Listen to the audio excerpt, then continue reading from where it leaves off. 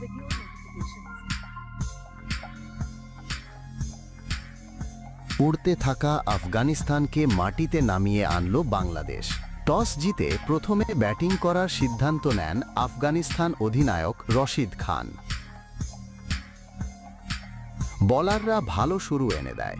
প্রথমে ব্যাট করে 152 রানের টার্গেট দেয় আফগানিস্তান। বাংলাদেশের পক্ষে প্রথমে ব্যাটিংয়ে নামেন তানজিদ হাসান তামিম, পারভেজ হোসেন ইমন। দুই ব্যাটার তুলে নেন 50। এরপর সাইফ হাসান রশিদ খানের বলে এলবিডব্লিউ হওয়ার পর থেকে বাংলাদেশের ব্যাটাররা যেন আউট হয়ে কে কার আগে প্যাভিলিয়নে ফিরবে তার প্রতিযোগিতা শুরু করে দেয়। যদিও আজকে ভাগ্য ভালো ছিল বলে নুরুল হাসানের পরপর 2 বলে 2টি ছক্কা মেরে সঙ্গে রিশাদ হোসেনের 2-4-এ আফগানিস্তানকে হারায় বাংলাদেশ।